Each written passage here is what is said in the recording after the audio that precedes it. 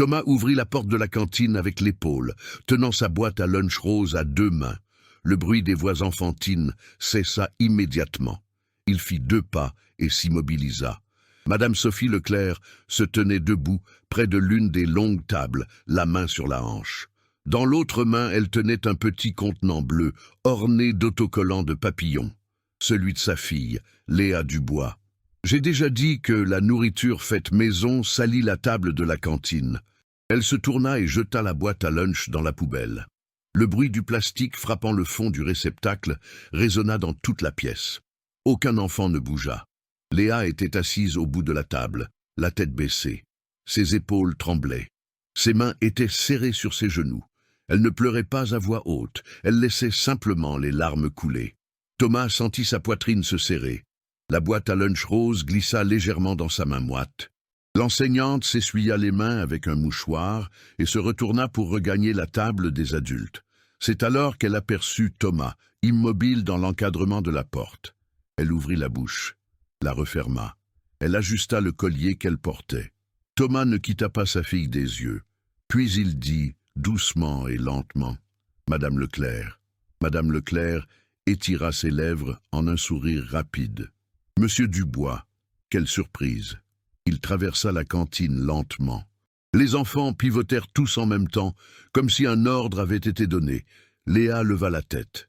Ses yeux rougis rencontrèrent les siens. Thomas s'arrêta à côté de la table. « Léa, viens ici ». La petite fille se leva d'un mouvement brusque, faisant presque tomber sa chaise. Elle se précipita vers lui et se blottit contre la jambe de son père. Thomas lui caressa les cheveux, sentant le petit corps trembler. L'enseignante croisa les bras. « J'imagine que vous êtes venu apporter le goûter qu'elle a oublié. Mais malheureusement, nous avons dépassé l'heure réglementaire. Les enfants qui n'apportent pas un déjeuner adéquat reçoivent le repas de l'établissement. » Thomas regarda la poubelle à côté de la table. « Adéquate ? Nous avons des règles d'hygiène, monsieur Dubois. Les boîtes à lunch faites maison doivent être dans des emballages isothermes appropriés. Nous ne pouvons accepter n'importe quel récipient. C'est une question de sécurité alimentaire. » Il baissa les yeux vers Léa. La petite fille avait des marques rouges sur le visage à force de serrer ses mains contre ses joues. « Tu vas bien ?» Léa hocha la tête, mais ne dit rien. Un des enfants de la table voisine murmura quelque chose. Un autre étouffa un rire. Thomas prit une profonde inspiration. Sa boîte était fermée, propre. J'ai préparé moi-même la nourriture ce matin. Je comprends votre préoccupation. Mais comme je l'ai dit, il y a des procédures. L'école offre une alimentation équilibrée à tous les élèves. C'est une question de standardisation. Standardisation. L'enseignante ajusta ses lunettes. Exactement. Les enfants boursiers ne comprennent souvent pas les protocoles d'une institution comme la nôtre. Il est normal qu'il y ait une période d'adaptation. Le muscle de la mâchoire de Thomas se contracta. Il s'accroupit à la hauteur de Léa. « Prends ton sac à dos. » La petite fille courut jusqu'à sa chaise, prit son petit sac à dos et revint. Thomas se releva, se dirigea vers la poubelle et y plongea la main. Il en sortit la boîte à lunch bleue. Elle était couverte de restes de papier, mais intacte. Il l'essuya avec la manche de sa chemise et la mit dans le sac à dos de Léa. « Monsieur Dubois, ceci est inutile. Vous n'avez pas besoin de faire une scène. » Il se retourna. « Une scène ?» Madame Leclerc recula d'un pas. Le sourire avait disparu. « Je dis simplement que nous pouvons résoudre cela de manière civilisée. S'il y a une plainte, vous pouvez prendre rendez-vous avec la coordination. Il y a des canaux appropriés. » Thomas regarda les autres enfants à table, puis les enseignantes assises dans le coin de la pièce. Personne ne disait rien. 2 d'entre elles faisaient semblant de regarder leur téléphone. Il posa une main sur l'épaule de Léa. « Allons-y. » Ils marchèrent jusqu'à la porte. Personne ne fit de bruit. Seul le bruit des pas de Thomas sur le sol lisse de la cantine. Arrivé dans le couloir, Léa trébucha. Thomas lui tint le bras et attendit. « Calme-toi, c'est fini. » Elle hocha la tête, mais ne leva pas les yeux. Ils continuèrent jusqu'au parking. Thomas ouvrit la porte arrière de la voiture et Léa monta. Il posa la boîte à lunch rose sur le siège passager, fit le tour et monta. Il resta immobile, les mains sur le volant. Léa était assise au milieu du siège, le sac à dos sur les genoux. Pardon, papa. Thomas tourna la tête. Pardon, pourquoi? J'ai pas dit que je pouvais apporter ma boîte. J'ai oublié. Léa, regarde-moi. Elle leva lentement les yeux. Tu n'as rien fait de mal, tu as compris? Rien. Les larmes revinrent. Elle serra son sac à dos contre sa poitrine. Mais la maîtresse a dit que, peu importe ce qu'elle a dit, tu n'as rien fait de mal. Léa sanglota doucement. Thomas se tourna complètement, appuyant son bras sur le siège. Ce que Madame Leclerc a fait là-dedans était cruel, et c'était une erreur, et cela n'arrivera plus jamais, je te le promets. Mais elle va être fâchée. Laisse-la être fâchée. Léa s'essuya le visage avec le dos de sa main. Thomas attendit. Il respira profondément. Ma puce, est-ce que c'est déjà arrivé avant? Le silence dura trop longtemps. Léa regarda par la fenêtre. Quelquefois, elle n'aime pas quand j'apporte la nourriture de la maison. Elle dit que les autres enfants se plaignent de l'odeur. Thomas sentit quelque chose de glacé lui parcourir l'échine. Combien de fois? Léa haussa les épaules. Je sais pas, 3, 4? Et tu as jeté la nourriture? C'est elle qui la jetait. Et après je mangeais la nourriture de l'école, celle des barquettes. Pourquoi tu ne m'as rien dit? Léa serra encore plus son sac à dos. Parce que je ne voulais pas que tu sois triste. Tu travailles déjà tellement. Et tu prépares la nourriture tous les matins. Je ne voulais pas gâcher. Thomas ferma les yeux. Quand il les rouvrit, Léa le regardait avec peur, comme si elle avait commis une faute. Il sortit de la voiture, ouvrit la porte arrière et s'assit à côté d'elle. Il attira sa fille dans une accolade. Elle fondit en sanglots étouffés contre sa poitrine. Thomas l'embrassa sur le haut de la tête. « Ça n'arrivera plus jamais. Je vais régler ça. » Elle ne répondit pas. Elle se contenta de serrer sa chemise très fort. Ils restèrent ainsi un moment, jusqu'à ce que les sanglots s'arrêtent, jusqu'à ce que la respiration de Léa redevienne normale. Alors Thomas démarra la voiture et quitta le parking. Mais quelque chose avait changé. Il n'allait pas laisser passer ça. Thomas se réveilla à 5h15 du matin, comme d'habitude. Le réveil n'eut même pas le temps de sonner. Il l'éteignit avant, se tourna sur le côté et regarda l'espace vide du lit. 2 ans et 4 mois. Il se leva, alla à la salle de bain, se lava le visage à l'eau froide. Dans le miroir, ses yeux étaient cernés. Il passa la main sur son visage et sortit. La cuisine était sombre. Il alluma la lumière au-dessus de l'évier et se dirigea directement vers le réfrigérateur. Il en sortit le poulet effiloché qu'il avait préparé la veille au soir, le riz, la carotte râpée. Il prit la boîte à lunch bleue sur l'égouttoir et commença à la remplir. Du riz en bas, le poulet au milieu, la carotte sur le côté, une cuillère de lentilles. Il ferma le couvercle, essuya les bords avec un chiffon et la plaça dans le sac à dos de Léa. Il était 5h40. Il prépara le café, prit 2 tranches de pain et s'assit à table. Il mangea en fixant le mur. Quand il eut fini, il lava la vaisselle, sécha tout et rangea. 6h10. Il alla dans la chambre de Léa. Elle dormait sur le côté, la main sous l'oreiller. Thomas s'assit sur le bord du lit et lui toucha doucement l'épaule. « Ma puce, c'est l'heure de se lever. » Léa bougea, ouvrit les yeux lentement. « Déjà ?» ?»« Déjà. » Elle s'assit, se frotta les yeux. Thomas lui arrangea les cheveux. « Je vais prendre ma douche et préparer tes affaires. Tu te brosses les dents et tu t'habilles, d'accord ?»« D'accord. » Il sortit, prit l'uniforme propre sur l'étendoir et le posa sur son lit. Quand il revint à la cuisine, il réchauffa le lait, prépara le chocolat et le mit sur la table avec 2 biscuits. Léa apparut 7 minutes plus tard, l'uniforme un peu de travers. Thomas s'inclina et lui ajusta le col de la blouse. « Tu es jolie. »« Merci. » Elle but son chocolat en silence, regardant le dessin qu'elle avait laissé inachevé sur la table la veille. Un papillon violet. « Tu vas le finir après ?»« Oui. » Thomas prit le sac à dos, vérifia la trousse, le cahier, l'agenda. Il mit la boîte à lunch dans la poche latérale et ferma la fermeture éclair. 6h50. Ils partirent. La voiture était dans la rue, vieille, avec une bosse sur la porte arrière. Thomas installa Léa sur le siège arrière, attacha sa ceinture et fit le tour. Il démarra la voiture à la 3e tentative. L'école était à 20 minutes de là.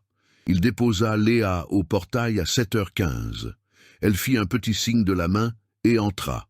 Thomas attendit qu'elle disparaisse de sa vue. Puis il partit. Le travail commençait à 8h. Il livrait des colis pour une entreprise de logistique. 12 heures par jour, du lundi au samedi. Quand il avait de la chance, il terminait à 7h du soir. Sinon, il rentrait à la maison à 9h. À cette époque, il essayait de suivre une formation technique en ligne. Il ouvrait l'ordinateur portable tous les soirs, après que Léa se soit endormie, et regardait les cours enregistrés. Il s'arrêtait quand ses yeux brûlaient trop pour continuer. La bourse de Léa avait été un miracle. Elle avait réussi le test de l'école à l'âge de 5 ans, peu après le décès de Marine. Thomas ne savait même pas que ce processus existait. C'est la voisine, Madame Claire, qui avait insisté. Cette petite est trop intelligente pour rester à l'école du quartier. Inscris-la, inscris-la.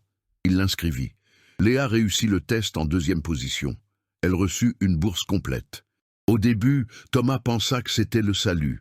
L'école avait des infrastructures, de bons professeurs, un laboratoire. Léa grandirait avec des opportunités qu'il n'avait jamais eues. Mais dès le premier jour d'école, il sentit les regards.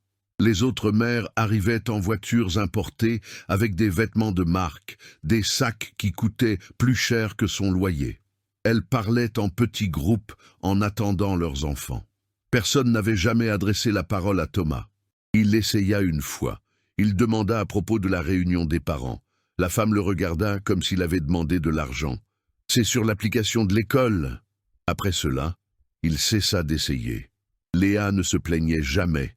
Elle était discrète, polie, faisait ses devoirs en silence. Les week-ends, elle dessinait. Thomas gardait tous les dessins dans un classeur. Il en avait plus de 200. Marine disait toujours que Léa avait des mains d'artiste. Marine. Il rêvait encore d'elle. Toujours la même scène. Tous les deux dans la cuisine, préparant le café, parlant de rien. Elle riait à sa manière, la tête rejetée en arrière. Puis il se réveillait, et elle n'était plus là. Le cancer l'avait emportée en 8 mois. Quand ce fut fini, Thomas avait perdu 15 kilos et Léa avait cessé de parler pendant 3 semaines. C'est sa grand-mère qui l'avait ramenée. Mamie Alice venait tous les dimanches, préparait le déjeuner, s'asseyait avec Léa par terre et racontait des histoires. Des histoires de sa mère quand elle était enfant, quand elle avait rencontré Thomas, quand Léa était née. Progressivement, Léa revint, mais jamais de la même manière. Elle devint plus silencieuse, plus observatrice, comme si elle avait appris que le monde pouvait vous enlever des choses sans prévenir. Thomas faisait ce qu'il pouvait. Il se levait tôt, préparait la nourriture avec soin, aidait avec les devoirs, lisait des histoires avant de dormir. Il travaillait jusqu'à ce que son corps lui fasse mal. Il étudiait tard la nuit, tout pour garantir à Léa une vie meilleure. Mais parfois, il regardait sa fille et voyait de la peur. Peur de le perdre lui aussi. Et Thomas jurait, chaque nuit avant de dormir, qu'il resterait, qu'il se battrait, qu'il donnerait à Léa tout ce qu'elle méritait, même si le monde insistait pour jeter sa nourriture à la poubelle. Thomas passa les 3 jours suivants à observer. Il arrivait plus tôt à l'école. Il restait dans la voiture, regardant le portail. Il voyait les enfants entrer, les sacs à dos colorés, les parents pressés. Il notait les horaires, les mouvements, les visages. Le jeudi, il attendit à la sortie. Les mères se rassemblèrent près du portail.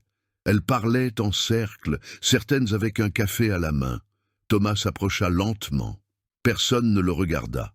Il resta là, à environ 3 mètres de distance. Une femme noire, plus jeune, était légèrement à l'écart du groupe. Elle tenait un grand sac à l'épaule et vérifiait son téléphone toutes les quelques secondes. Elle ne faisait pas partie du cercle non plus. Thomas s'approcha. « Excusez-moi », elle leva les yeux. « Bonjour. Vous avez un enfant dans la classe de l'après-midi ?»« Oui, 2e année. »« Ma fille aussi, Léa. » La femme hocha la tête. « Je suis Thomas. Camille. » Ils restèrent silencieux quelques secondes. Camille recommença à regarder le portail. « Puis-je vous demander quelque chose ?» Elle le regarda de nouveau, cette fois attentivement. « Bien sûr. Votre enfant est boursier ?» Camille hésita, puis hocha la tête. Oui, l'enseignante de son groupe.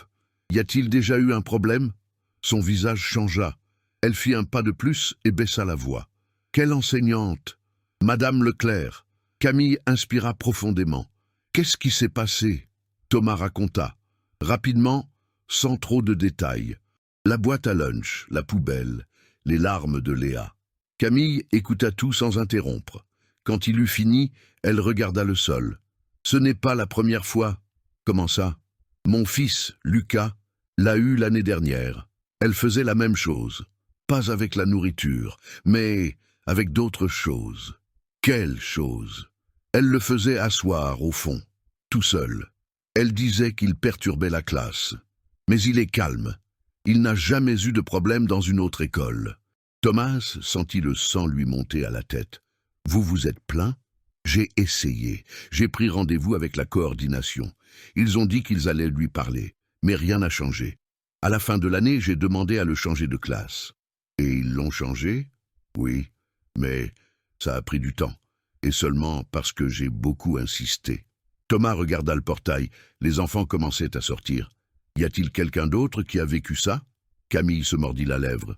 Oui, mais personne n'en parle ouvertement. Pourquoi? Parce qu'on a peur. La bourse, c'est tout. Si l'école l'annule, on ne peut pas en payer une autre. Thomas hocha la tête lentement. Je comprends. Léa apparut à la porte. Elle regarda autour d'elle jusqu'à ce qu'elle trouve Thomas. Elle courut vers lui. Papa, salut ma puce. Camille salua Lucas, qui était à quelques pas derrière. Elle regarda Thomas une dernière fois. Si vous avez besoin d'aide, appelez-moi. Je vous donne mon numéro. Ils échangèrent leurs contacts. Puis Camille s'éloigna avec Lucas. Thomas tint la main de Léa et ils allèrent à la voiture. Ce soir-là, il essaya d'appeler l'école. Il passa par 3 standardistes différents avant de pouvoir parler à quelqu'un de la coordination. Ils fixèrent un rendez-vous pour la semaine suivante, mais le lundi, la secrétaire rappela. « Monsieur Dubois, malheureusement, la coordinatrice a dû reporter. Elle vous contactera dès qu'elle aura une date disponible. » Il attendit. Personne n'appela. Il rappela le mercredi. La même secrétaire, le même ton poli. « Nous allons noter votre demande. Quelqu'un vous rappellera bientôt. » Personne ne rappela. Pendant ce temps, l'état de Léa empira. Elle commença à se réveiller au milieu de la nuit. Thomas entendait les pleurs étouffés et allait dans sa chambre. Il s'asseyait sur le lit et attendait qu'elle raconte. « J'ai rêvé que la maîtresse jetait mon sac à dos, avec tout dedans. C'était juste un rêve. Et si elle le fait vraiment, elle ne le fera pas. Comment tu le sais ?» Thomas ne savait pas quoi répondre. Le vendredi, Léa dit qu'elle avait mal au ventre et qu'elle ne voulait pas aller à l'école. Thomas prit sa température, vérifia si elle avait mangé quelque chose de périmé. Tout était normal, mais il la laissa à la maison. Ils passèrent la journée ensemble. Thomas appela le travail, dit qu'il avait une urgence. Il perdit sa journée de salaire, mais cela ne l'inquiéta pas. Ils cuisinèrent ensemble. Thomas apprit à Léa à faire la sauce du poulet comme le faisait Marine. Elle se tenait sur la pointe des pieds, à côté de la cuisinière, remuant lentement la cuillère. Maman faisait comme ça? Oui, elle était bonne cuisinière, très bonne. Léa sourit pour la première fois de la semaine. L'après-midi, ils s'assirent par terre dans le salon. Thomas prit les crayons de couleur et 2 feuilles de papier. On va dessiner. Dessiner quoi? Ce que tu veux. Léa réfléchit un moment, puis commença à dessiner une maison, petite, avec 2 fenêtres et une porte rouge. À côté, 2 personnes. Une grande, une petite. Thomas dessina un papillon. Ce n'était pas très réussi, mais Léa rit. Il est bizarre. Je sais. Laisse-moi l'arranger. Elle prit son dessin et commença à refaire les ailes. Thomas resta à regarder. Ses doigts bougeaient avec soin. Chaque trait était réfléchi. Quand elle eut fini, le papillon était parfait. Voilà. Il est magnifique. Je peux le garder? Bien sûr. Elle mit le dessin dans le classeur. Thomas la tira contre lui.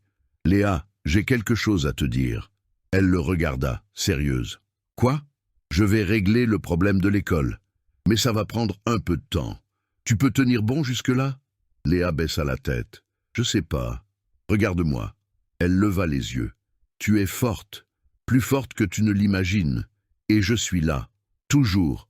Tu as compris? J'ai compris. Alors on va traverser ça ensemble, toi et moi. Léa hocha la tête, puis elle se jeta dans ses bras. Thomas la serra fort. Ce soir-là, il commença à tout noter. Il ouvrit un vieux cahier et écrivit les dates. Ce qui s'était passé, ce que Léa avait raconté, ce que Camille avait dit, tout. Le samedi, il rappela Camille. « Tu connais quelqu'un d'autre qui a eu des problèmes avec Madame Leclerc? J'en connais 2 autres. Je peux essayer de leur parler. Tu peux organiser une rencontre. » Camille hésita. « Elles ont peur. Je sais, mais si on ne fait rien, ça va continuer. » Silence de l'autre côté, puis « Laisse-moi essayer. » 3 jours plus tard, Camille envoya un message. 2 mères acceptèrent de parler. Elles se donnèrent rendez-vous le samedi suivant, dans une boulangerie loin de l'école. Thomas arriva tôt. Les 3 femmes étaient déjà assises à une table au fond. Il se présenta. Elles le regardèrent à peine dans les yeux. Mais quand il commença à raconter, elles écoutèrent, et petit à petit, elles aussi commencèrent à parler. L'une d'elles, Julie, dit que Madame Leclerc avait traité sa fille de mal élevée devant toute la classe, parce qu'elle ne connaissait pas la réponse à une question. L'autre, Renata, raconta que son fils avait été empêché de participer à une excursion parce qu'il n'avait pas apporté l'autorisation à temps, même s'il l'avait donnée 2 jours plus tôt. Tous les enfants étaient boursiers. Thomas nota tout. À la fin, il demanda « Seriez-vous prête à signer un document, un témoignage écrit ?» Julie remua son café. « Pourquoi faire ? Pour le présenter à la direction. Si je suis seule, ils vont m'ignorer. Mais si nous sommes plusieurs, » Renata secoua la tête. « Je ne peux pas risquer la bourse de mon fils. Je comprends. Mais si on ne fait rien, elle va continuer. » Silence. Puis Camille parla. « Je signe. » Julie la regarda. Puis Thomas. « Moi aussi. » Renata inspira profondément. « Donnez-moi quelques jours pour y réfléchir. » Thomas hocha la tête. « D'accord. » Ils quittèrent la boulangerie une demi-heure plus tard. Thomas rentra chez lui avec son cahier rempli et une certitude, il n'était pas seul. Et cela changeait tout. Thomas commença à changer les matins. Le lendemain de la rencontre à la boulangerie, il installa 2 chaises contre le comptoir de la cuisine. « Viens ici, chef de cuisine », l'appela-t-il. Léa entra en chaussettes, traînant les pieds. « Chef, chef, parce qu'aujourd'hui c'est toi qui prépares les boîtes à lunch. » Elle fronça les sourcils, curieuse. Thomas sortit la boîte à lunch bleue et la rose, les posa devant elle. « L'une est la tienne, l'autre est la mienne. On va les faire ensemble. Mais tu n'apportes pas de boîte à lunch. » Maintenant si. Il ouvrit les boîtes de riz, de lentilles, de poulet et de salade simple. Il expliqua chaque étape. D'abord, la base, le riz. On commence toujours par la base. Léa prit la cuillère. Sa main tremblait encore un peu, mais moins que la semaine précédente. Elle mit le riz avec soin. « C'est bon comme ça ? C'est parfait. Maintenant le reste. » Ils préparèrent les 2 boîtes à lunch, dans un silence confortable. De temps en temps, Thomas faisait un commentaire idiot juste pour lui arracher un demi-sourire. Quand il eut fini, il prit un marqueur permanent et du ruban adhésif. Maintenant vient la partie la plus importante. Il coupa 2 morceaux de ruban, les colla sur les couvercles et écrivit. Sur le sien, fait par Léa and Papa. Sur le sien, copie du chef. Léa lut à voix basse, fait par Léa and Papa. Si quelqu'un touche à ça, il touche à notre partenariat, pas seulement à ta nourriture. Tu as compris ? Elle hocha la tête avec un quasi-sourire. Les jours suivants, cela devint un rituel. Se lever tôt, se brosser les dents, uniforme, chocolat, boîtes à lunch. Thomas laissait la cuisine désorganisée exprès pour qu'il manque toujours quelque chose. Le sel, le contenant de salade, la grande cuillère. Ainsi, il pouvait demander de l'aide à Léa. « Tu peux me passer le sel ? Vérifie si le couvercle est bien fermé. Vérifie si j'ai bien écrit ton nom. » Elle participait à tout. Elle choisissait parfois un fruit différent à emporter. Une banane, une petite pomme, 2 grappes de raisin emballées dans un petit pot improvisé. Le soir, ils parlèrent de leur journée. La première semaine, les réponses de Léa étaient encore courtes. Comment s'est passée la classe ? Normal. Et la récréation ? Normal. Quelque chose de pénible ? Elle haussa les épaules. Non. Thomas ne la pressait pas. Il savait qu'elle avait besoin de temps, mais il continuait à demander. Tous les jours, petites pauses, questions simples, jusqu'à ce qu'elle commence à répondre avec des phrases un peu plus longues. Aujourd'hui, la maîtresse n'a rien dit de ma boîte à lunch. Aujourd'hui, je me suis assise avec Anna et avec Julie. Aujourd'hui, on a dessiné dans le cahier. Le ton était encore prudent, mais son corps n'était plus aussi tendu quand elle parlait de l'école. Un samedi matin, Thomas décida d'aller plus loin. Il étala quelques ingrédients sur le comptoir. Farine, œufs, lait, sucre et un petit moule à gâteau. Léa entra dans la cuisine et s'arrêta à la porte. « Qu'est-ce que c'est ? » »« Opération gâteau de maman. » Elle fronça les sourcils. « Mais tu ne sais pas faire le gâteau comme elle. C'est pour ça que tu vas m'enseigner. »« Moi ? Toi. Mamie Alice t'a montré, tu te souviens ?» Léa réfléchit un instant, puis s'approcha lentement. « C'est faux, ça commence par les œufs. »« Alors, vas-y, chef. » Elle prit le bol, battit les œufs avec la fourchette, mesura le sucre avec la tasse que sa grand-mère utilisait toujours quand elle venait. Elle mélangea fermement. Thomas suivait aveuglément ses instructions. Il se trompait exprès parfois, juste pour l'entendre. « Non, papa, pas comme ça. »« C'est comment alors ?»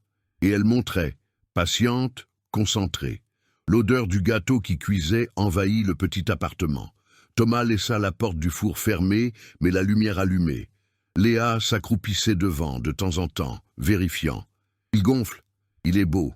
Il ressemble à celui de maman. » Quand il fut prêt, ils le mangèrent encore chaud, se brûlant un peu la langue.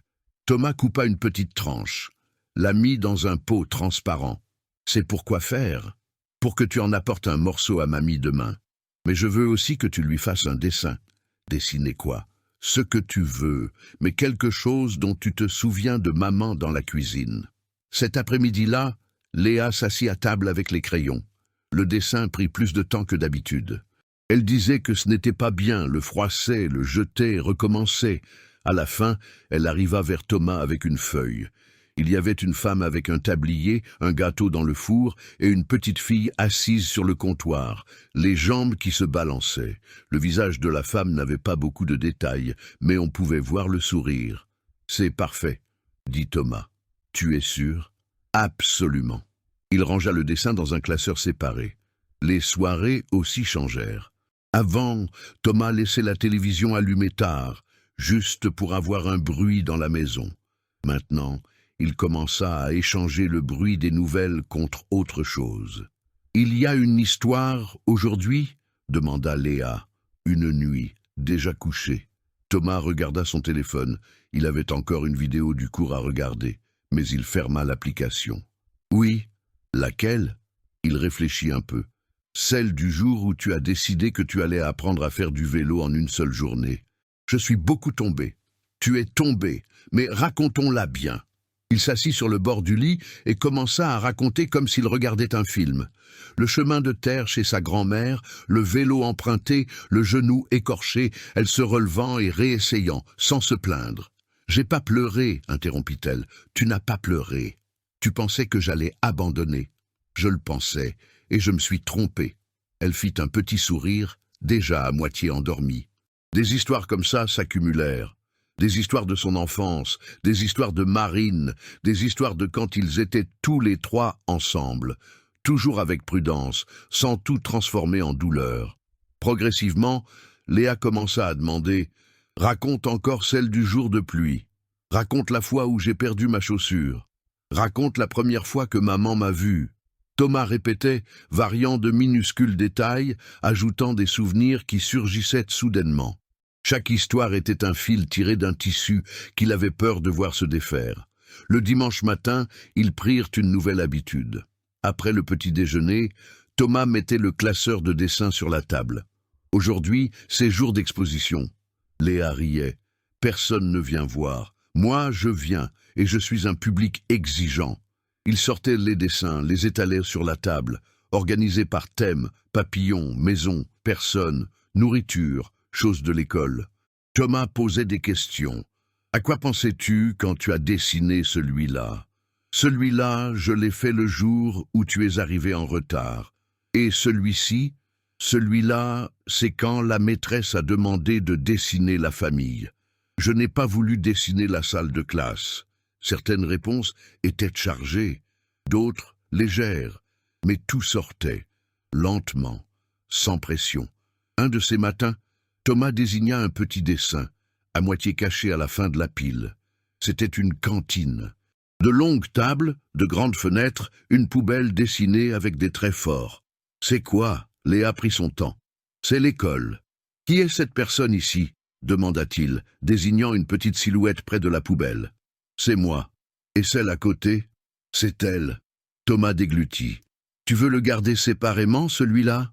Oui. Dans le classeur du courage, dit-il. Il y a un classeur du courage? Demanda-t-elle. Il vient d'être créé. Il prit un nouveau classeur, transparent, et écrivit avec le même marqueur que pour les boîtes à lunch. Ce qu'on a surmonté. Il mit le dessin à l'intérieur. Ça, un jour, ce ne sera qu'un souvenir, mais on se souviendra qu'on a traversé ça ensemble. Léa hocha la tête. Elle ne sourit pas, mais ses épaules semblaient moins lourdes. Pendant que le lien entre les deux se consolidait dans ce quotidien modeste, à l'extérieur, Thomas tissait autre chose. Il envoya des messages à Camille, Julie et Renata. Il fixa un nouveau rendez-vous. Cette fois, un dimanche après-midi, chez Mamie Alice, pour que les enfants jouent ensemble dans le salon pendant que les adultes parlaient dans la cuisine. Léa fut surprise de voir Lucas à la porte. « Tu étudies dans mon école ?» dit-elle, sans grande conviction. « Oui, j'étudie » répondit-il timide. « Tu veux voir mes dessins ?» Il haussa les épaules. « Je veux bien. » Ils entrèrent dans la chambre. Dans la cuisine, les mères s'assirent à la table avec Thomas. Mamie Alice prépara du café fort et apporta du pain beurré. « Je n'écris pas très bien » prévint Renata, avant de commencer. « Pas besoin que ce soit beau » répondit Thomas. « Il faut juste que ce soit vrai. » Il laissa des feuilles de papier vierge, des stylos simples. Il suggéra que chacune commence par « durant l'année scolaire de ». Le reste vint naturellement. Au début, les phrases étaient lourdes. « Mon fils a été traité différemment. Ma fille a été mise au fond. Mon fils a été empêché de participer à... » Puis, le texte prit corps. Des souvenirs spécifiques surgirent. Horaires, mots exacts, réaction des enfants en rentrant à la maison. Thomas écrivit aussi son témoignage. Il décrivit le jour de la boîte à lunch dans la poubelle. Il raconta les autres épisodes que Léa avait révélés. Il inclut des dates qu'il alla chercher dans l'agenda de l'école. Quand ils eurent fini, il rassembla tous les papiers. « Je vais taper ça, l'organiser correctement, et je vous l'apporterai pour que vous le signiez. Rien ne sortira d'ici sans l'autorisation de chacune d'entre vous. C'est clair ?» Toutes hochèrent la tête. Dans le salon, les enfants riaient de quelque chose. Léa montrait les dessins. Lucas racontait un jeu quelconque. La fille de Renata, la plus jeune, dessinait par terre avec un crayon de couleur cassé. Thomas regarda cette scène et eut une certitude tranquille. C'était pour eux. Cette semaine-là, il ajusta sa routine de travail.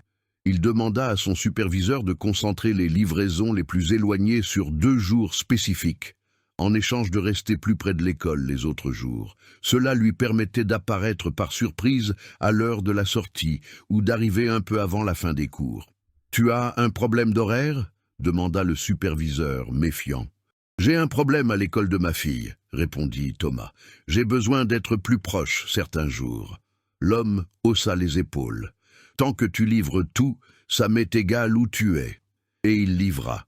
Il travaillait en courant, déjeunait en 15 minutes, utilisant la boîte à lunch, identique à celle de sa fille, assis sur le siège de sa voiture.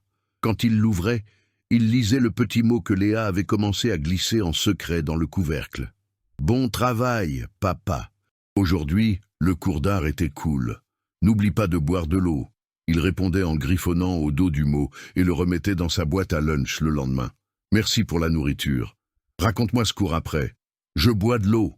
Bois-en aussi. » Ces petits échanges devinrent une conversation silencieuse entre les deux, traversant les matins et les après-midi.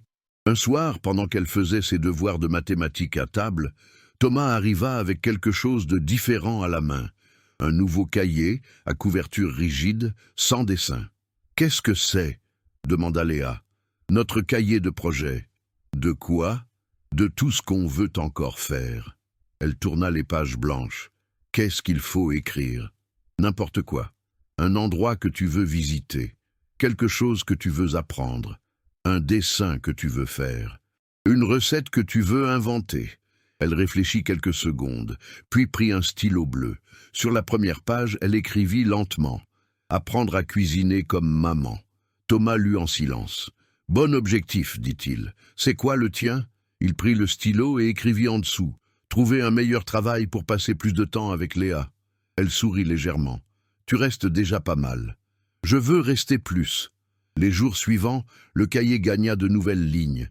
Visiter un grand parc. Faire un gâteau toute seule. Apprendre à Lucas à dessiner des papillons. Revoir la mer. Aucun de ces projets n'impliquait directement l'école, mais tout tournait autour de l'idée de l'avenir, qu'il existait quelque chose au-delà de ce portail, et cela les maintenait tous les deux. Pendant ce temps, à l'école, le changement était plus lent. Madame Leclerc était toujours en classe. Elle n'avait pas répété la scène de la boîte à lunch, mais son attitude envers Léa restait froide. « Aujourd'hui, elle ne m'a pas parlé de toute la journée, » dit Léa un après-midi, remuant son riz. « Et toi, tu as parlé à qui? » « À Anna et à Lucas pendant la récréation. Il s'assoit avec toi? » ?»« Il s'assoit parfois.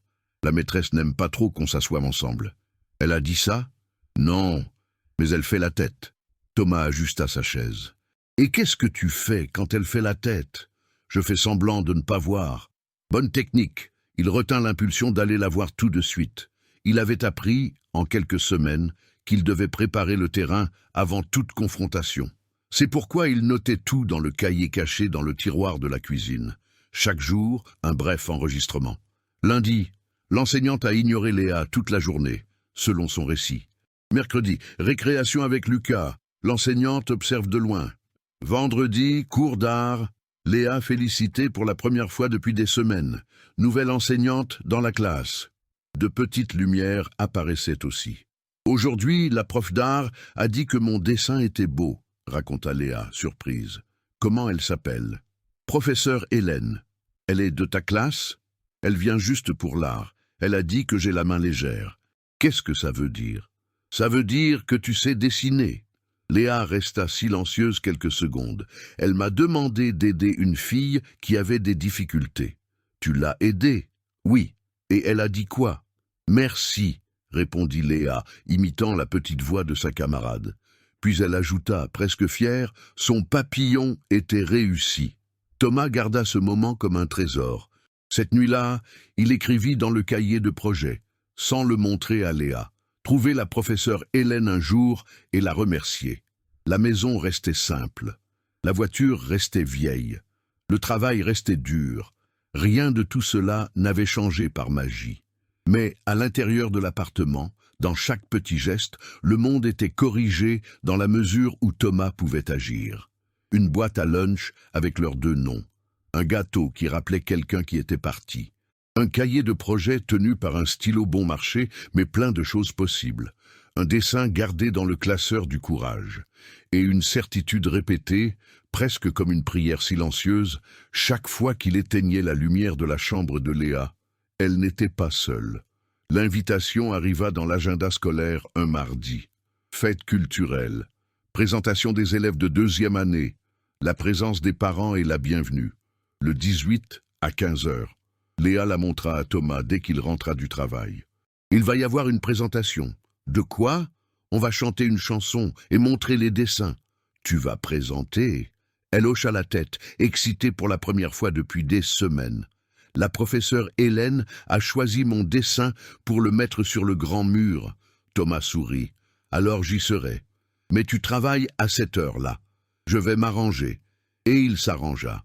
Il échangea son quart avec un autre livreur, promis de le compenser le samedi.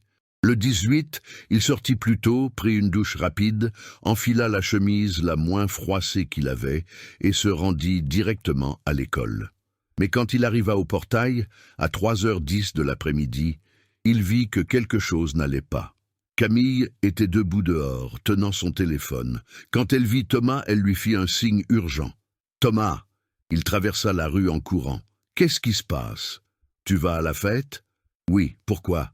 Camille inspira profondément. Je viens de recevoir un message de Julie.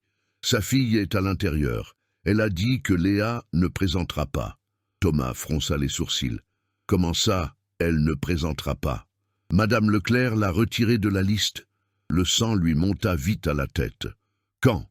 Il y a un instant, juste au moment où les enfants allaient entrer dans l'auditorium.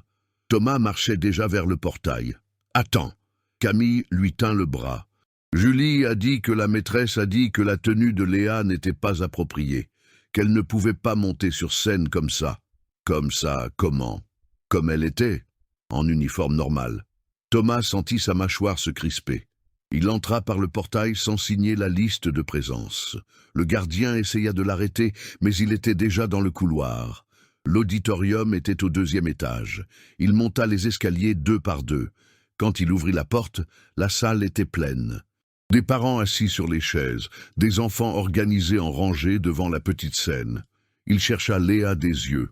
Elle était dans un coin, seule, assise par terre contre le mur, son sac à dos sur les genoux, la tête baissée.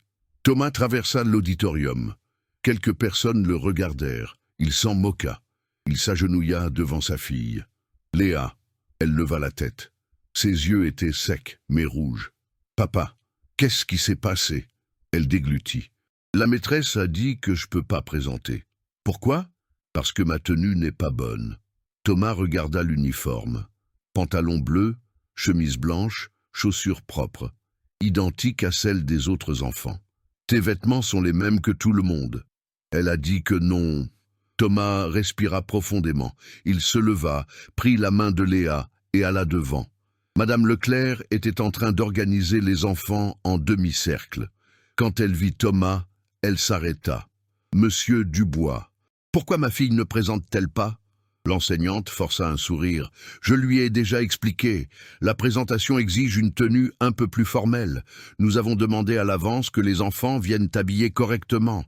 Malheureusement, elle n'a pas répondu à la demande. » « Quelle demande? Je n'ai rien reçu dans l'agenda. » Un communiqué a été envoyé dans le groupe WhatsApp des parents.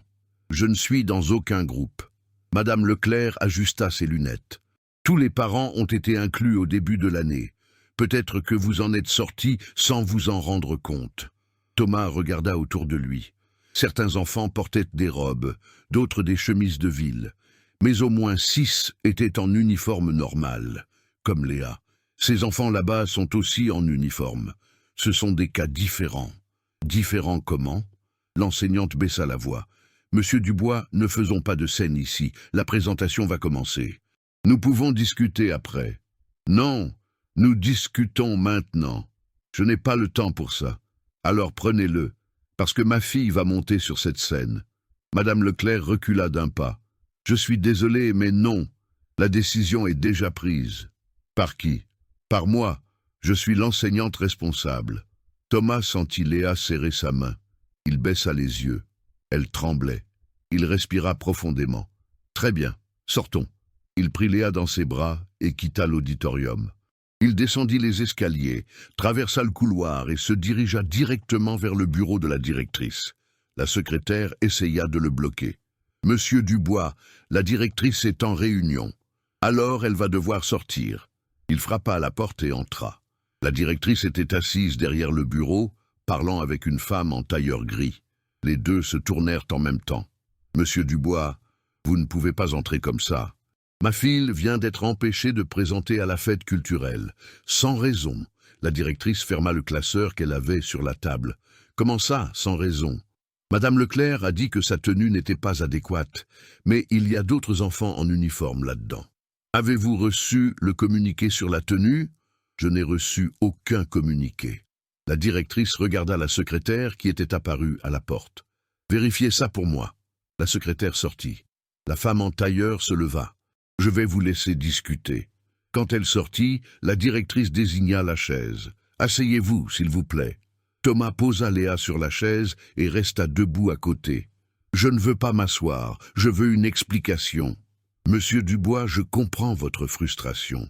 Mais Madame Leclerc est une enseignante expérimentée. Si elle a pris une décision, elle a dû avoir une raison pédagogique. Pédagogique? Elle humilie ma fille depuis le début de l'année. La directrice fronça les sourcils. Humilie? Elle a jeté sa boîte à lunch à la poubelle, elle l'a ignorée pendant des jours, et maintenant elle l'empêche de présenter devant ses camarades. Avez-vous des preuves de cela? J'en ai, et j'ai d'autres familles qui ont vécu la même chose. La directrice croisa les bras. Monsieur Dubois, les accusations graves doivent être formalisées. Si vous avez quelque chose de concret, vous devez le présenter par écrit. Suivre le protocole. J'ai déjà essayé de prendre rendez-vous 3 fois. Personne ne m'a répondu. Parce que nous avons un grand volume de demandes. Mais je peux planifier quelque chose pour la semaine prochaine. La semaine prochaine? Ma fille pleure maintenant. La directrice soupira. Je regrette, mais je ne peux pas interférer dans la décision d'une enseignante pendant un événement. Je lui parlerai après et je vous ferai un retour.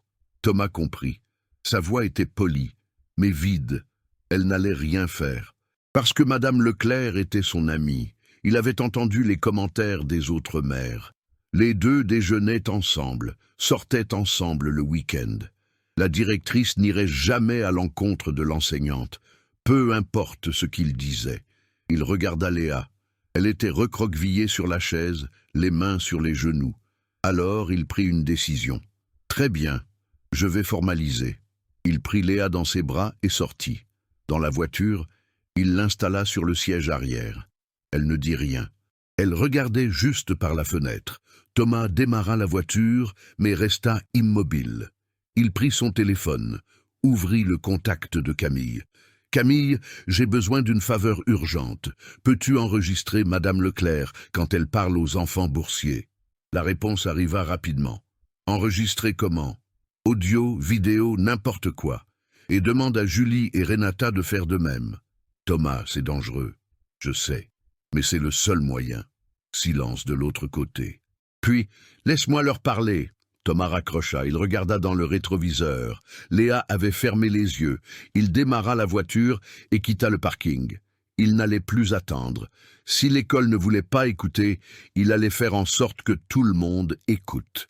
Thomas passa les 3 semaines suivantes à monter le dossier. Les 2 premières, il obtint 5 enregistrements. Camille enregistra Madame Leclerc disant à Lucas que les enfants boursiers doivent connaître leur place. Julie filma l'enseignante empêchant sa fille de prendre du matériel sur l'étagère parce qu'elle ne savait pas prendre soin des affaires. Renata, qui avait hésité au début, envoya un audio de Madame Leclerc commentant avec une autre employée que l'école est devenue une assistance sociale. Thomas organisa tout dans des dossiers séparés. Il dactylographia les témoignages des familles, les imprima, demanda les signatures. Au total, 12 familles participèrent, toutes boursières, toutes avec des enfants qui étaient passés par la classe de Madame Leclerc.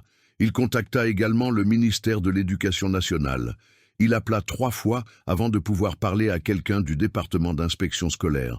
Il expliqua la situation, envoya des copies préliminaires par email, demanda que quelqu'un soit présent à une réunion formelle. L'opératrice fut claire. Si la plainte est fondée, l'école pourrait être poursuivie pour discrimination. Nous enverrons une inspectrice. Thomas fixa le rendez-vous pour un vendredi à 10 heures du matin. Il informa la directrice par email officiel, en mettant l'inspectrice en copie. Il ne donna pas de détails. Il dit seulement « Réunion concernant des cas de discrimination contre les élèves boursiers ». La directrice tenta d'annuler 2 fois. Thomas refusa. Le jeudi soir, il passa tout en revue. Les dossiers étaient organisés par couleur, bleu pour les témoignages écrits, rouge pour les enregistrements, vert pour les documents officiels de l'école, agenda, communiqué, liste de présence. Léa entra dans la chambre pendant qu'il vérifiait pour la 3e fois. « Papa, tu vas te disputer avec la maîtresse demain ?» Thomas la regarda. « Je ne vais pas me disputer. Je vais montrer la vérité.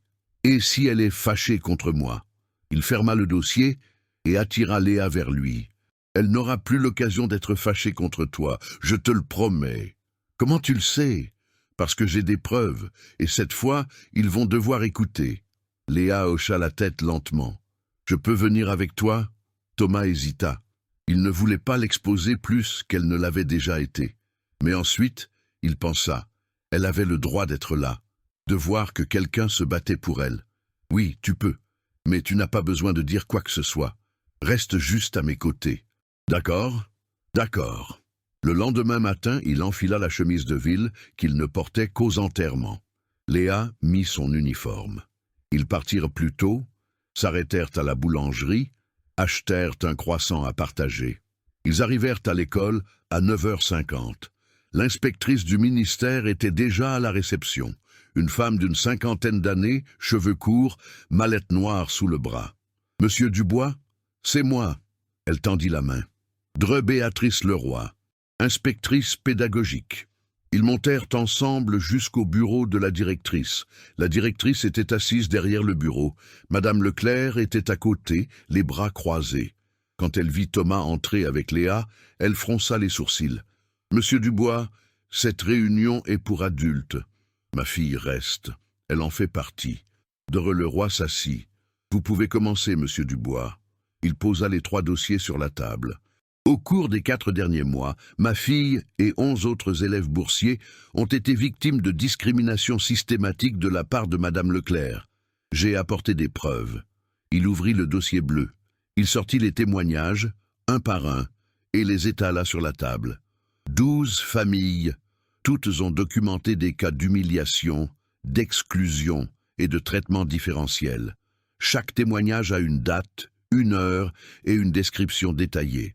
La directrice feuilleta rapidement les papiers. « Monsieur Dubois, ce sont des accusations graves.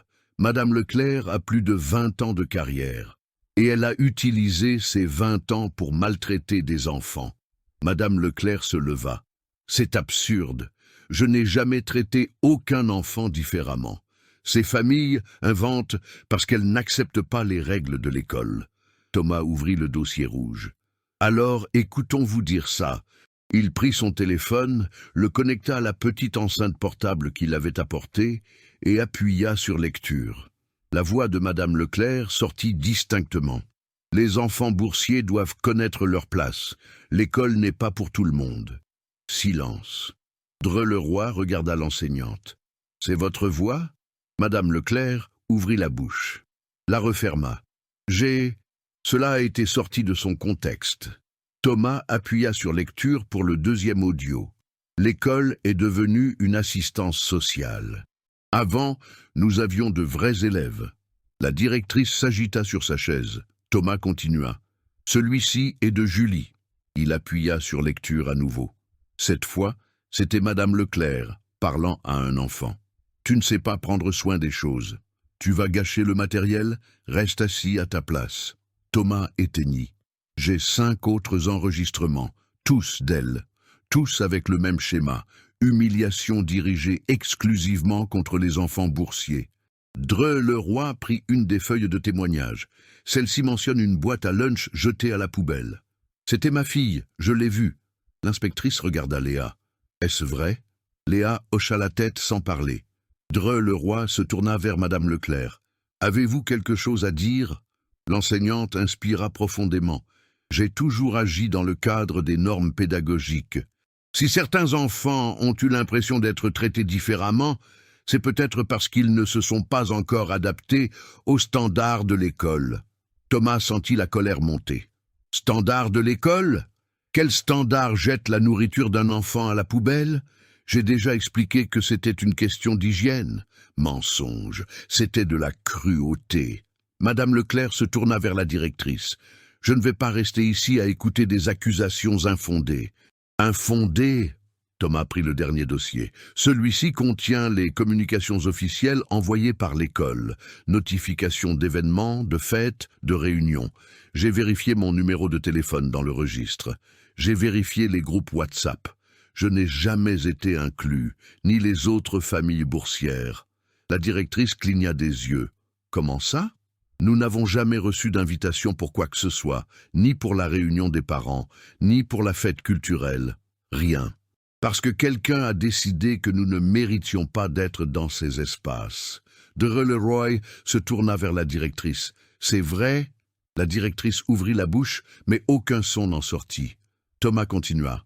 Ma fille a été empêchée de présenter à la fête culturelle parce que sa tenue n'était pas adéquate. Mais il y avait 6 enfants en uniforme sur scène. La différence? Ils n'étaient pas boursiers. Madame Leclerc frappa la table avec sa main. Cela n'a rien à voir avec la bourse. Cela a à voir avec le comportement, la discipline, le respect des règles. Respect? Thomas fit un pas en avant. Vous voulez parler de respect? Vous avez humilié ma fille devant 30 enfants. Vous avez jeté la nourriture que j'ai préparée de mes mains à la poubelle. Vous lui avez dit que la nourriture de pauvres salit la table. Et maintenant, vous voulez parler de respect? Sa voix s'éleva. Léa lui serra la main. Thomas respira profondément. Il regarda Dreux le roi. « Je ne suis pas venu ici pour crier. Je suis venu parce que ma fille mérite d'étudier dans un endroit qui ne la fasse pas avoir honte de qui elle est. Parce que 12 enfants méritent d'être traités avec dignité. Parce que nous payons des impôts comme tout le monde. Parce que la bourse n'est pas une faveur, c'est un droit. » La salle devint silencieuse. Dreux le roi ferma sa mallette. « Madame la directrice, vous allez suspendre Madame Leclerc immédiatement. J'ouvre une procédure administrative complète. Ces enregistrements et témoignages seront analysés par l'inspection. Si tout est confirmé, l'enseignante sera licenciée. » La directrice déglutit. « Dreux le roi, peut-être que nous pourrions régler ça en interne? Non, c'est un cas de discrimination. Le ministère va enquêter, et vous aussi, vous répondrez d'omission. » Madame Leclerc se leva d'un coup. « Vous allez le croire, lui, un livreur ?» Dreux le roi la regarda froidement. « Je vais croire les preuves, et les 12 familles qu'il représente. » L'enseignante sortit en claquant la porte. Thomas resta immobile, tenant la main de Léa. Dreux le roi se leva, tendit la main. « Vous avez fait ce qu'il fallait. » Il lui serra la main. « J'ai juste fait ce que n'importe quel père ferait. » Non, la plupart ne le font pas. Ils ont peur, ils abandonnent. Vous n'avez pas abandonné.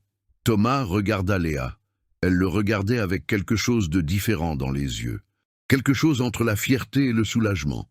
Il se baissa à sa hauteur. « C'est fini, tu as compris, c'est fini. » Léa hocha la tête. Puis elle se jeta dans ses bras. Ils sortirent du bureau ensemble. Dans le couloir, Camille, Julie et Renata attendaient.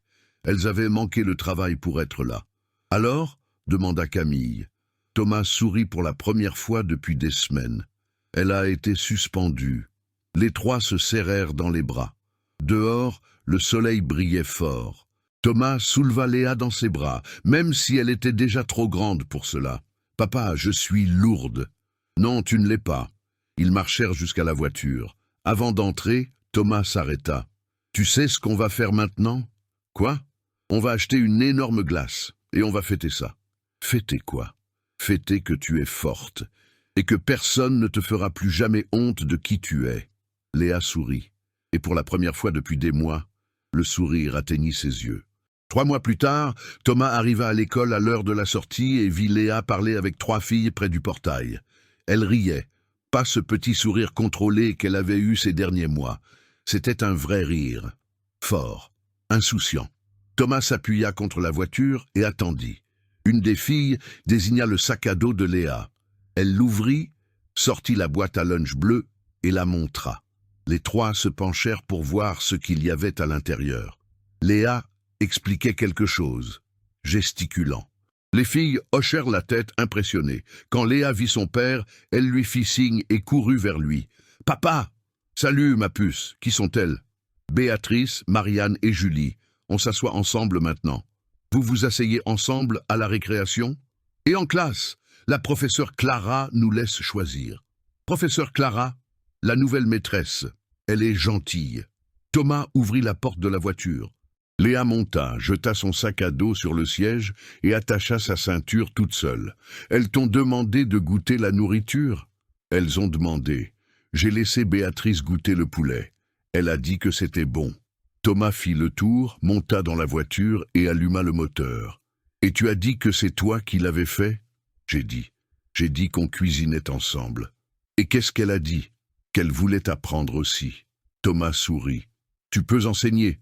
Sur le chemin, Léa raconta le cours de sciences. La professeure Clara avait apporté des plantes pour que la classe les observe. Chaque enfant en choisit une à soigner pendant le mois. Léa choisit une petite succulente, presque sèche. Pourquoi celle-là? Parce que personne n'en voulait, mais je sais qu'elle va devenir belle si j'en prends soin. Thomas regarda dans le rétroviseur. Léa était en train de fouiller dans son sac à dos, cherchant quelque chose. « Ah, j'ai oublié de te dire. Il y a une réunion de parents la semaine prochaine. Je sais, j'ai reçu le communiqué. Tu l'as reçu? Oui. La secrétaire m'a inclus dans le groupe maintenant. » Léa hocha la tête, distraite. Elle sortit le cahier de dessin. La professeure Clara nous a demandé de dessiner la famille. Regarde ce que j'ai fait. Elle tendit le cahier. Thomas y jeta un coup d'œil rapide avant de reporter ses yeux sur la route. Sur le dessin, il y avait 2 personnes, une grande, une petite. Les 2 tenaient une boîte à lunch.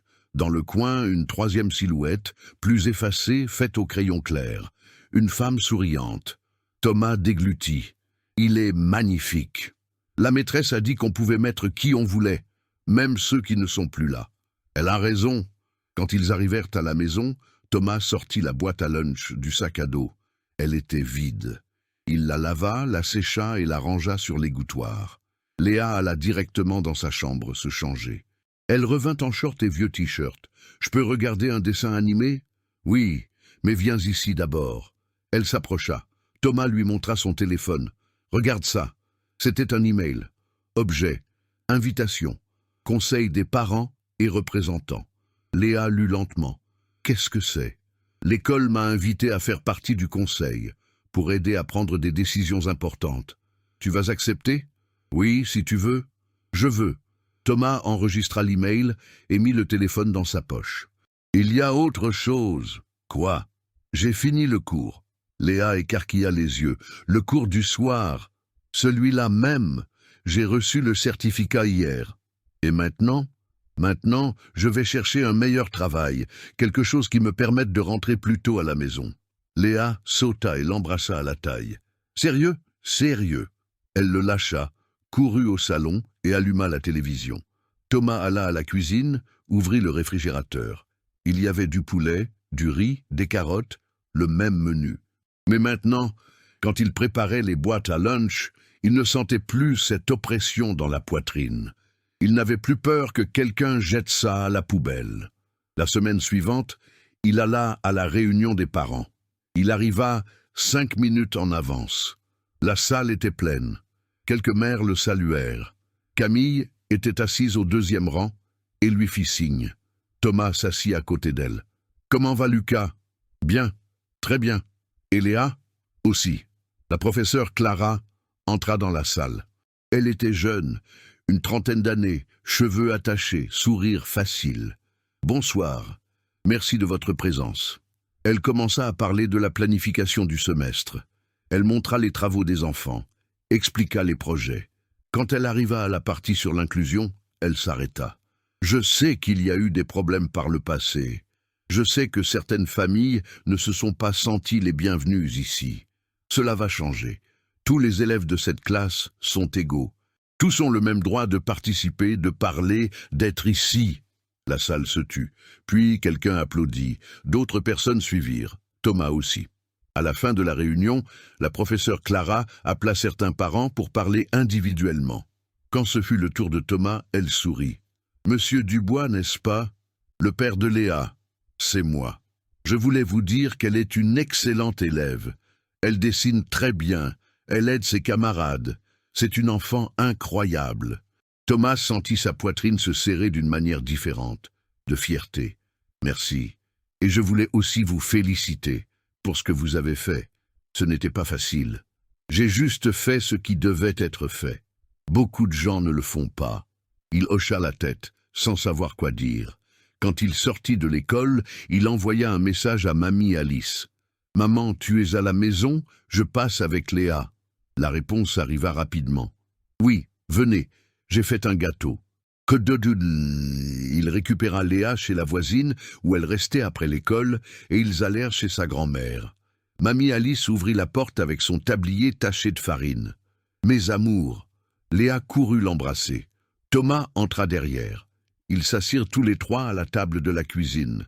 Le gâteau était encore tiède. Mamie Alice coupa 3 tranches généreuses. « Alors, comment ça va à l'école ?» Léa raconta tout. La professeure Clara, les nouveaux amis, la succulente, le dessin de la famille. Mamie Alice écouta attentivement, posant des questions, riant aux moments appropriés. Quand Léa alla jouer dans le jardin, Mamie Alice regarda Thomas. « Elle va bien. »« Oui. Vraiment. Vraiment. » Sa mère lui prit la main. « Marine serait fière de toi. » Thomas détourna le regard. « J'ai juste fait ce qu'elle aurait fait. »« Non, tu as fait ce que peu de gens feraient. » Ils restèrent là, en silence, écoutant Léa chanter quelque chose dans le jardin. Ce soir-là, à la maison, Thomas ouvrit le cahier de projet. Il biffa certains éléments qui avaient déjà été réalisés. Trouver un meilleur travail pour passer plus de temps avec Léa. En cours. Faire un gâteau toute seule. Accompli. Il tourna la page et écrivit quelque chose de nouveau. Apprendre à Béatrice à cuisiner. En dessous, avec l'écriture de Léa, planter la succulente dans un joli pot. Et encore en dessous, être heureux à nouveau. Cette dernière ligne était écrite au stylo bleu. L'écriture était celle de Thomas.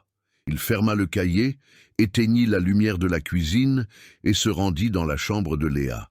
Elle dormait déjà. Thomas arrangea la couverture, l'embrassa sur le front et resta là quelques secondes. La blessure était toujours là, mais elle cicatrisait. Et cela, pour l'instant, suffisait. 5 ans plus tard, la boîte à lunch bleue était toujours là. Non pas dans le sac à dos de Léa, mais sur l'étagère la plus haute de la bibliothèque du salon, à côté d'un cadre photo avec une vieille image. Elle, petite, serrée contre Thomas et Marine dans la petite cuisine de l'ancien appartement.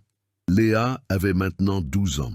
Elle rentra à la maison, jeta son sac à dos sur le canapé et se dirigea directement vers la table où l'attendait une énorme affiche. Lettres découpées, photos collées, phrases écrites à la main. En haut, on lisait « Projet, l'école pour tous ». « Il manque quelque chose ?» demanda Thomas, arrivant de la cuisine avec 2 tasses de café au lait. Une pour lui, une avec plus de lait que de café pour elle. Elle s'assit, prit un stylo et corrigea un détail dans l'un des textes. La professeure Hélène m'a dit de mettre une partie sur le début. Comment ça a commencé?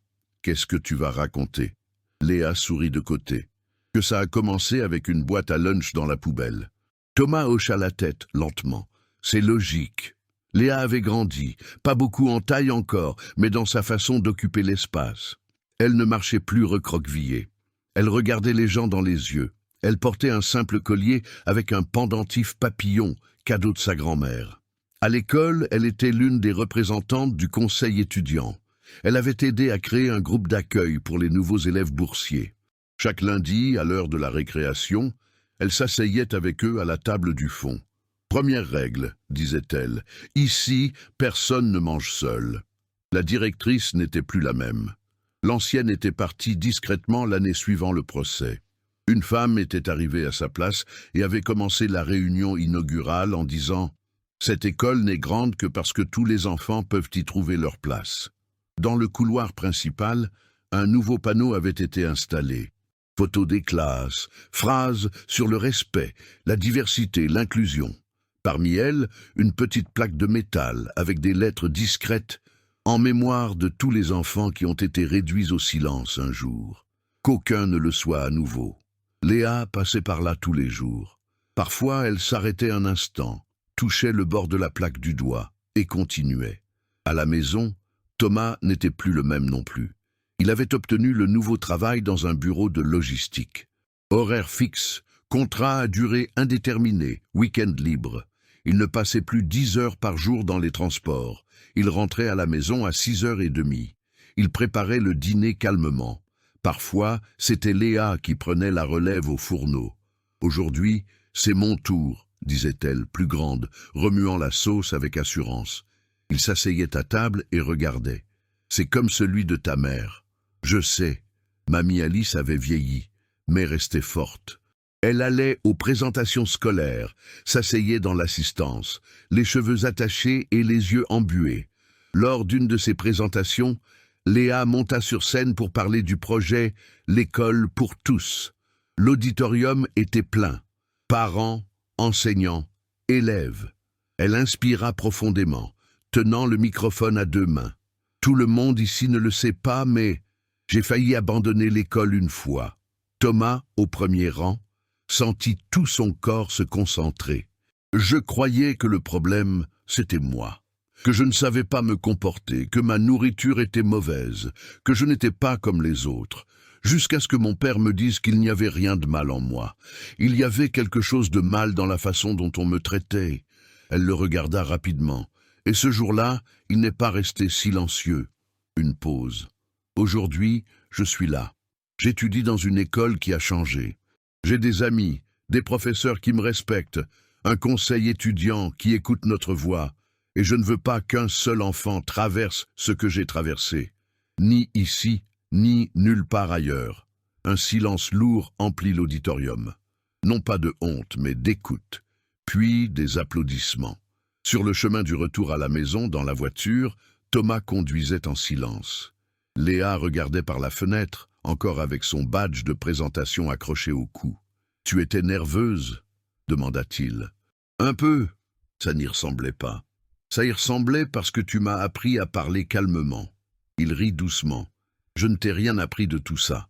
Si, quand tu es allé parler à la directrice, tu tremblais, mais tu as parlé quand même. » Thomas ne répondit pas tout de suite. Dans l'ascenseur, Léa le regarda. « Papa, ce jour-là, si tu n'étais pas entré dans la cantine ?» Il inspira profondément. « Je suis entré. Je sais. Je dis juste que je me souviens de tout. Le bruit de la boîte à lunch qui tombait, toi qui l'as ramassée dans la poubelle, ta main qui tremblait quand tu as pris la mienne. J'ai cru que tu allais te disputer et crier, mais tu m'as emmené en silence. Et j'ai cru que tu avais honte de moi. » Thomas écarquilla les yeux. « Honte de toi ? Oui, j'étais petite. Je ne comprenais pas. » La porte de l'ascenseur s'ouvrit. Ils sortirent dans le couloir. Thomas s'appuya contre le mur. « Regarde-moi. » Elle se tourna. « Je n'ai jamais eu honte de toi. Jamais. J'ai ressenti de la colère, peur de ne pas savoir quoi faire. Mais de toi, jamais. » Léa hocha la tête lentement. « Je sais. Maintenant, je sais. » Ils entrèrent à la maison. Dans le salon, la bibliothèque avec la boîte à lunch bleue, le vieux dessin de la famille, le classeur du courage maintenant plus épais, rempli de dessins, de coupures de journaux, de petits certificats. L'un d'eux, bien au centre, portait le nom de Léa imprimé en lettres fermes, prix de l'élève remarquable, projet d'inclusion scolaire. Un autre, juste en dessous, portait le nom de Thomas, mention de félicitations, action en faveur des élèves boursiers. Il disait qu'il ne se souciait pas de ce papier, mais chaque fois qu'il passait devant la bibliothèque, il ralentissait. Ce soir-là, après sa douche, Léa s'assit sur son lit avec le cahier de projet sur les genoux. Les pages étaient presque toutes remplies. Certains éléments biffés, d'autres encore ouverts. « Quel sera le prochain ?» demanda Thomas, appuyé contre le chambranle de la porte. Elle réfléchit un peu. « Je veux enseigner un jour. » « Enseigner quoi ? L'art, ou autre chose, mais dans une école publique, où les enfants ne sont pas traités différemment à cause de leur boîte à lunch, de leurs vêtements, de leur adresse. » Thomas appuya son épaule contre la porte. « Alors écris-le. » Elle nota « Enseigner aux enfants qui en ont besoin ». En dessous, elle écrivit en plus grandes lettres « Et ne jamais rien jeter d'eux à la poubelle ». Elle ferma le cahier, le posa sur la table de chevet et s'allongea. « Bonne nuit, papa. Bonne nuit, ma puce. » Il éteignit la lumière et alla au salon. Il resta quelques secondes immobile devant la bibliothèque. Il regarda la vieille photo, la boîte à lunch, le certificat. Il comprit enfin que ce qu'ils avaient construit allait au-delà de l'école, de l'enseignante, du procès. C'était devenu autre chose, une façon de dire au monde entier que ce qui semble petit, un goûter, une chaise à la cantine, une place sur scène, peut marquer toute une vie, et que parfois tout commence le jour où un père refuse de voir la dignité de sa fille balayée à la poubelle comme un déchet.